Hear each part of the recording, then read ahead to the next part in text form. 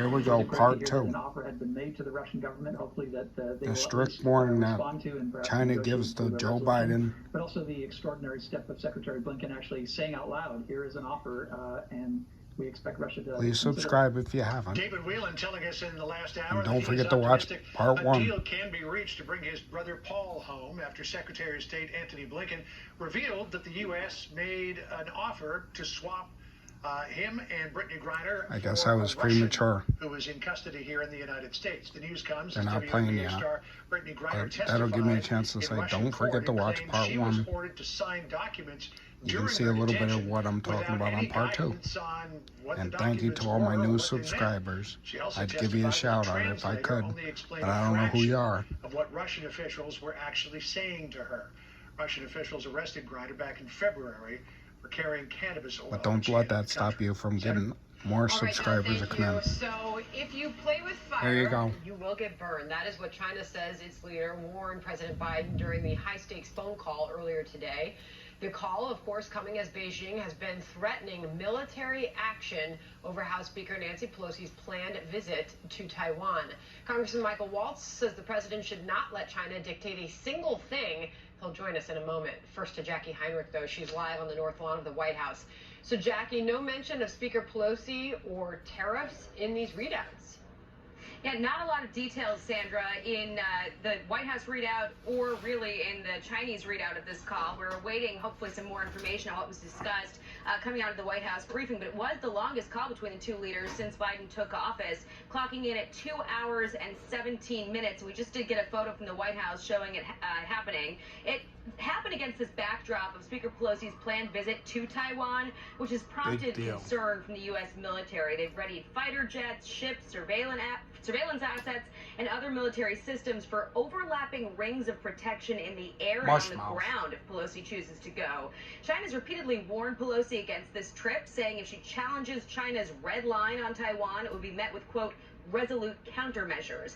Neither country's official readout mentions Pelosi, but the Chinese warned the U.S. generally on Taiwan. Those who play with fire will perish by it. It is hoped that the U.S. will be clear-eyed about this. Goes on to say that Biden reiterated that the one China policy of the U.S. has not changed and will not change, and that the U.S. does not support Taiwan independence. I want to note the White House readout of this call does not explicitly state that. It reads, United States policy has not changed, and the United States strongly opposes unilateral efforts to change the status quo or undermine peace and stability across the Taiwan Strait. Now, sources tell Fox it's pretty clear at this point that Pelosi is going. She's invited members of Congress and the Foreign Affairs Committee to accompany her. Unclear right now who might attend. This morning, John Kirby downplayed any impact that Pelosi's plans might have on this discussion, saying the talk had been planned for weeks and would also include other topics like the war in Ukraine and trade practices. Now, on trade, there is no news on potential tariff reduction as a result of this call. As of this morning, Kirby told me that the president still had not made a decision on whether or not to lift Trump-era tariffs on Chinese-made goods, despite this weeks-long divide internally. I don't buy that China shit. Ease inflation, and or you shouldn't either, because of this reason. Workers, Sandra. And a heads up that we are watching for that live event to begin at the White House. The president meeting with business leaders on the economy. We'll certainly go to it with any news that comes from that. Jackie, thank you. John. China the buyer. Senator, let's bring in if you play with fire, you could get burned. He served as a Green Beret commander and currently sits on the House Armed Services Committee. So this phone call between President Biden and President Xi Jinping, as Jackie was pointing out, we got readouts from both the White House and the Chinese. The Chinese readout differs a little bit in translation, depending on who did the translation. But basically, Xi Jinping said, we firmly oppose Taiwan independence, separatism, and interference by external forces, and will never leave any space for Taiwan independence forces in any form. Playing with fire will set yourself on fire. I hope the U.S. side can see this clearly. I mean, very tough talk from Xi Jinping. How should President Biden have responded to that? Because we don't know. So how would you think he should? You know, I mean, look, so I think there's a couple of points here. Number one, Speaker Pelosi has to go. All these idiots aren't going to be happy till we end up in sends a terrible nuclear message, war. both to the Chinese, to the Taiwanese, and to the entire region, the Japanese, South Koreans, Australians, all of our allies. If we're not even willing to have an elected leader visit, because of a stern warning from the Chinese Communist Party, what does that say for our willingness to actually defend that were democracy weak.